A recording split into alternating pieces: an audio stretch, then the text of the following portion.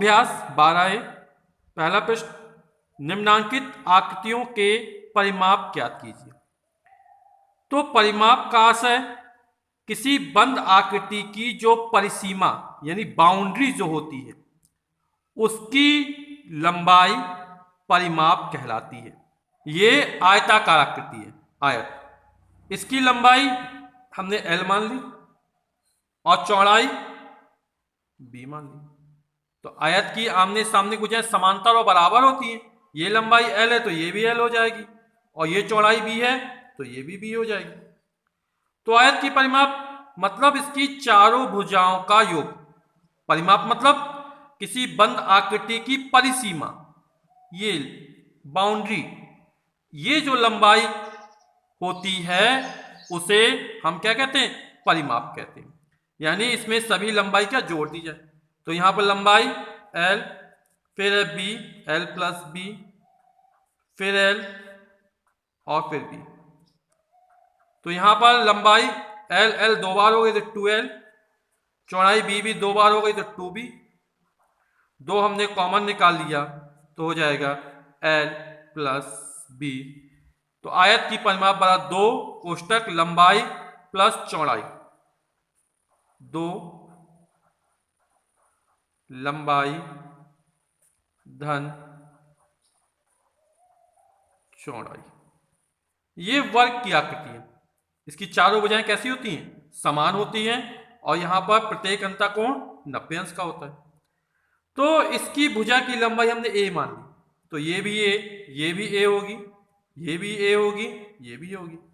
तो यहां पर चारों भुजाओं की लंबाई को जोड़ दिया जाए तो A plus A plus A plus A 4 बार हो जाएगा।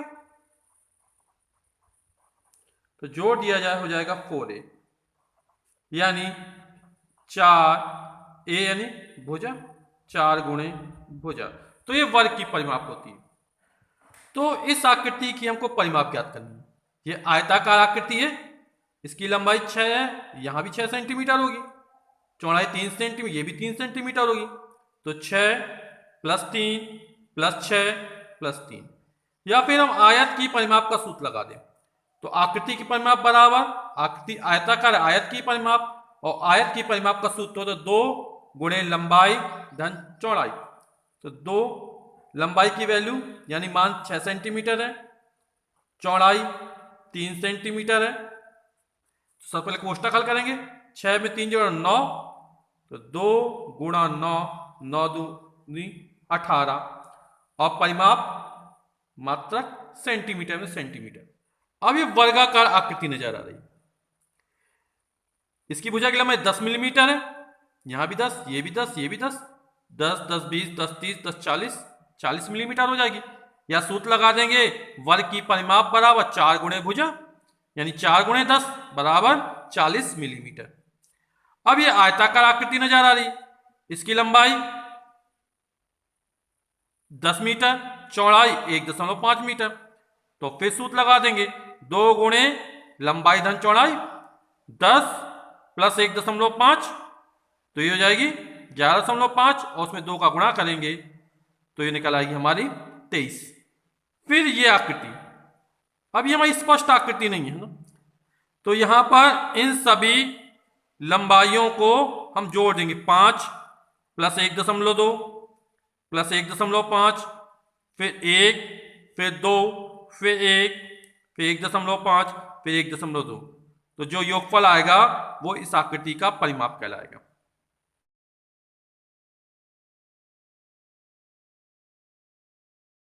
अगला प्रश्न दूसरा, प्रश्न संख्या 1 में दी गई आकृतियों से घिरे क्षेत्रों के क्षेत्रफल ज्ञात कीजिए।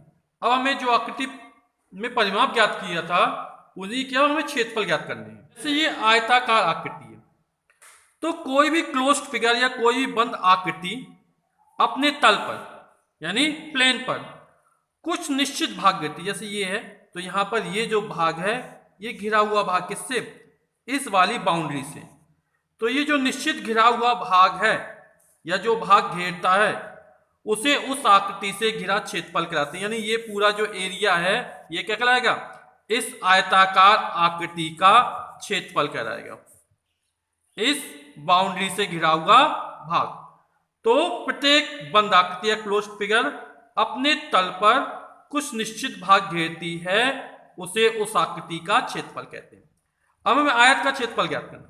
तो आयत का क्षेत्रफल होता है लंबाई गुणे चौड़ाई। लंबाई कितनी है? L, चौड़ाई B है, तो आयत का क्षेत्रफल होता है L गुणा B, यानी लंबाई गुणे चौड़ाई। और जो क्षेत्रफल का मात्रक है वर्ग इकाई होता है। जैसे में लंबाई मान लो मीटर में तो वर्ग मीटर हो जाएगा, लंबाई सेंटीमीटर में तो वर्ग सेंटीमीटर हो जाएगा, सेंटीमीटर स्क्वायर, मीटर स्क्वायर या वर्ग मीटर।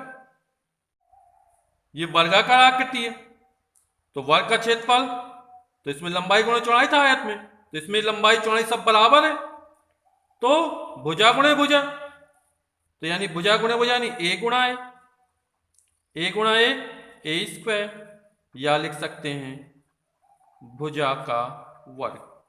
तो इस आकृति का हमको क्षेत्रफल ज्ञात करना। इसकी लंबाई 6 सेंटीमीटर है, लंबाई यानी L बराबर 6 सेंटीमीटर, और चौड़ाई B बराबर 3 सेंटीमीटर। और आयत का क्षेत्रफल सूत्र होता लंबाई गुणे चौड़ाई। लंबाई हमारी 6, चौड़ाई 3 सेंटीमीटर, तो 6 त्रिक 18, और लंबाई सेंटीमीटर सेंटीमीटर, इस चौड़ाई भी सेंटीमीटर, सेंटीमीटर गुणे सेंटीमीटर, वर्ग सेंटीमीटर या सेंटीमीटर स्क्वायर। तो हम जब परिमाप या क्षेत्रफल निकालते हैं तो मात्रक लिखना बहुत जरूरी होता है। सेंटीमीटर स्क्वायर हो या वर्ग मीटर तो पता चल जाता है कि क्षेत्रफल निकाला जा रहा है। किसी भी भौतिक राशि का यदि मात्रक नहीं लिखा जाता है तो वो भौतिक राशि अधूरी, हम पता ही लगा पाते हैं हमने क्या निकाला है। तो मात्रक लिखना बहुत जरूरी है। अब ये वर्गाकार आकृति नजर आ रही है, तो वर्ग का क्षेत्रफल बराबर भुजा स्क्वायर, तो 10 गुणा 10, 10 दाम 100, तो इसका जो क्षेत्रफल निकलेगा वो 100 वर्ग मिलीमीटर निकल आएगा। यह आयताकार आकृति है तो इसका क्षेत्रफल निकलेगा लंबाई गुणे चौड़ाई, यानी 10 गुणा 1.5, तो ये निकल आएगा हमारा 15 वर्ग मीटर। अब यहां पर यह आकृति मिश्रित आकृति नजर आ रही है। यहां पर हम क्या करते हैं, इस रेखा के समांतर एक रेखा ये खींच देते हैं, तो ये ऊपर वाली आकृति आयत है, नीचे वाली आकृति भी आयत है। तो दोनों आयतों के क्षेत्रफल को यदि जोड़ दिया जाएगा तो हमारा क्षेत्रफल निकल आएगा इस आकृति का। तो यहां पर ये 5 मीटर है और ये चौड़ाई 1.2 है, तो क्षेत्रफल निकलेगा 5 गुणा 1.2, तो निकलेगा 12 पंचे 60, 6.0 मीटर स्क्वायर वर्ग मीटर। और ये जो लंबाई ये 2 मीटर है और चौड़ाई 1 मीटर है, तो ये निकलेगा क्षेत्रफल 2 गुणा 1 बराबर 2 मीटर स्क्वायर, 2 वर्ग मीटर। अब इसका क्षेत्रफल और इसका क्षेत्रफल जोड़ दिया जाएगा तो 6 और प्लस 2, तो निकल आएगा हमारा 8 वर्ग मीटर।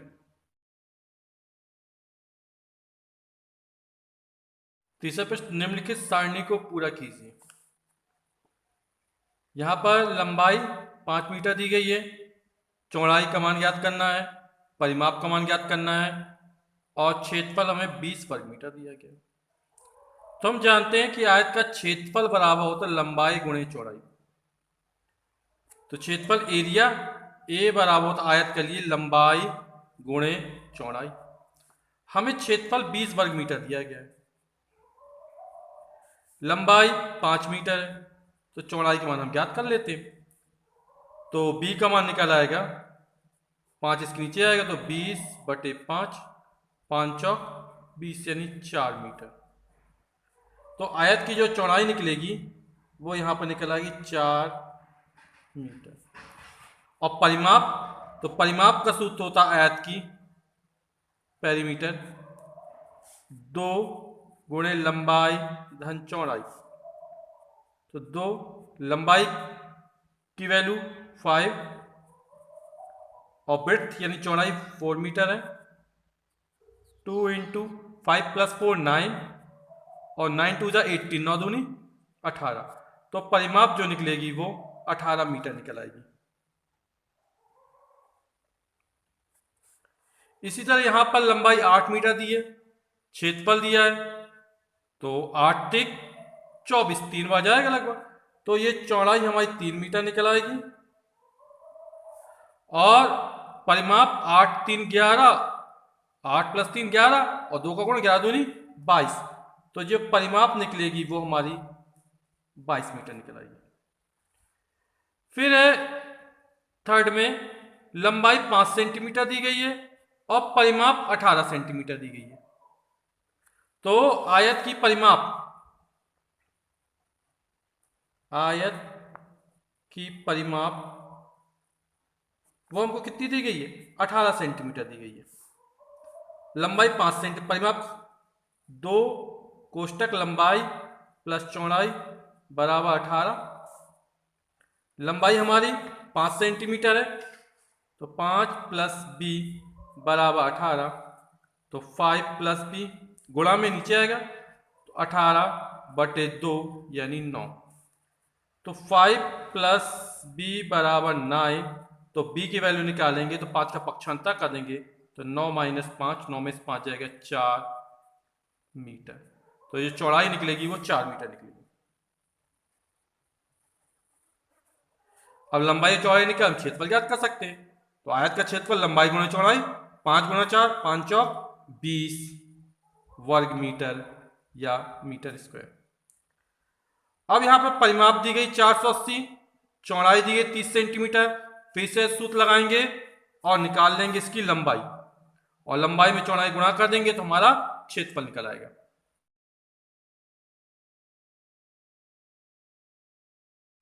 अगला सवाल, निशा के विद्यालय में खेल के मैदान की लंबाई 60 मीटर, चौड़ाई 50 मीटर है। खेल के मैदान का क्षेत्रफल एयर में बताइए। तो जो खेल के मैदान की लंबाई L बराबर दी गई है वो हमें 60 मीटर दिया गया है, और इसकी जो चौड़ाई है B बराबर हमारी 50 मीटर है। खेल के मैदान का हमें क्षेत्रफल ज्ञात करना है। तो खेल के मैदान का क्षेत्रफल एरिया A बराबर होता है लंबाई गुणे चौड़ाई। तो लंबाई हमारी 60 मीटर है, चौड़ाई 50 मीटर है, तो यह आएगा 6 × 5 = 30 00 इतने वर्ग मीटर। तो खेल के मैदान का क्षेत्रफल 3000 वर्ग मीटर है। अब हमसे बोल रहा है ये क्षेत्रफल ज्ञात करना है, वो एयर में ज्ञात करना है। हम जानते हैं कि एक एयर बराबर जो होता है 100 वर्ग मीटर होता है।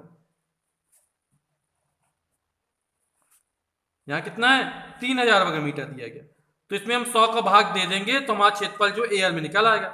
तो 3000/100, 2 0 2 0 कैंसिल, तो ये निकला 30 एयर।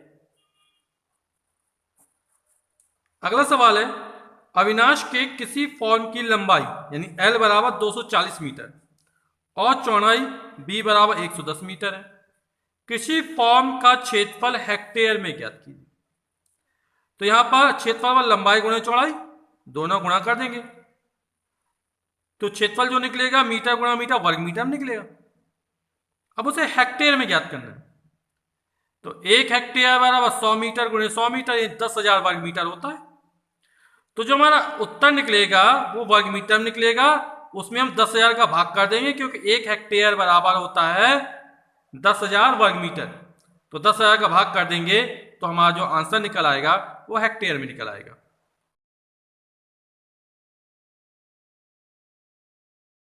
अगला सवाल है, एक आयताकार मैदान का क्षेत्रफल 0.5 हेक्टेयर है। यदि इस आयताकार मैदान की एक भुजा 125 मीटर है तो दूसरी भुजा ज्ञात कीजिए। यह हमें हेक्टेयर में दिया गया क्षेत्रफल और यह मीटर में दिया गया। तो सवाल लगाते समय हमारे मात्रक एक ही पद्धति में होनी चाहिए, तो इसको हम वर्ग मीटर में चेंज करना है, क्योंकि ये मीटर में दिया गया है, क्षेत्रफल वर्ग मीटर में होना चाहिए। तो 1 हेक्टेयर बराबर होता है 10,000 वर्ग मीटर। तो इसमें 10,000 का गुणा कर देंगे तो क्षेत्रफल हमारा वर्ग मीटर में आ जाएगा। फिर हम दूसरी भुजा का मान ज्ञात कर लेंगे।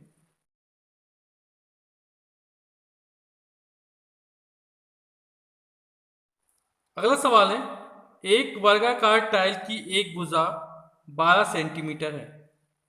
टाइल का क्षेत्रफल और परिमाप ज्ञात कीजिए। तो इसकी भुजा की लंबाई 12 सेंटीमीटर दी गई, यानी स्मॉल ए बराबर 12 सेंटीमीटर।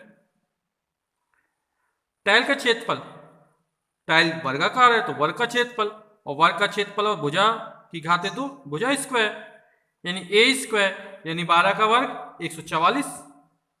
और परिमाप, वर्ग की परिमाप होती 4 गुणे भुजा यानी 4a, तो 4 इंटू 12 यानी 4 गुणे 12, 12 चौक 48 सेंटीमीटर। तो क्षेत्रफल निकला 144 वर्ग सेंटीमीटर और परिमाप निकला 12 चौक 48 सेंटीमीटर।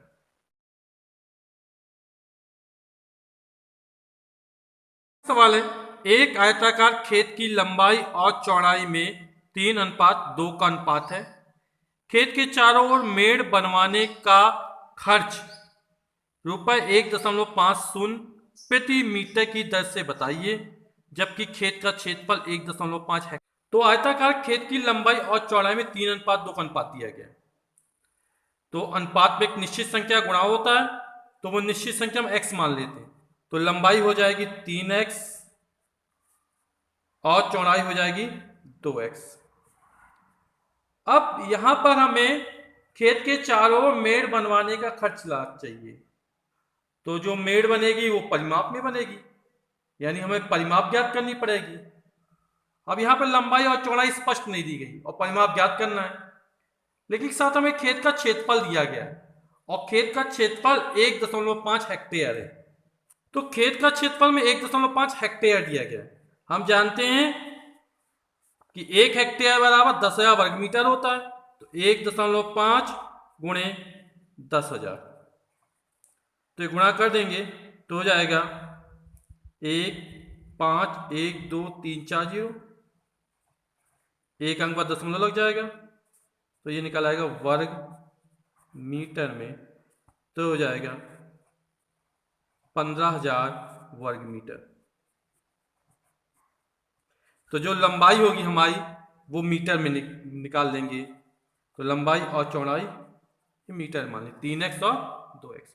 तो खेत का क्षेत्रफल होता है लंबाई गुणे चौड़ाई।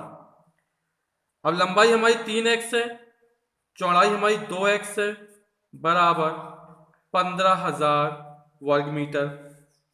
3 दूनी 6, x गुणा x स्क्वायर बराबर हो जाएगा 15,000 वर्ग मीटर। तो x स्क्वायर का मान निकलेगा 6 नीचे चला जाएगा 15,000 के, तो 15,000 बटे 6 गुणा में तो नीचे आएगा, तो 6 दूनी 12, 3 बचा, 6 पंचे 30 और 2 शून्य, तो 2500 x स्क्वायर का मान है। तो x बराबर, तो 2500 का वर्गमूल निकाल देंगे हम, तो निकलेगा 5 0, तो x का मान 50 निकल आया। तो हमारी लंबाई L बराबर कितनी है 3x है, तो 3x का मान 50, 50 3 150, 150 मीटर लंबाई हो गई, और b बराबर हो जाएगा 2x यानी 2 गुणे 50, 50 दूनी 100 मीटर इसकी चौड़ाई हो गई। अब हम आयताकार खेत की परिमाप ज्ञात कर लेते हैं, क्योंकि मेड़ बनाने का खर्च हमें ज्ञात करना है।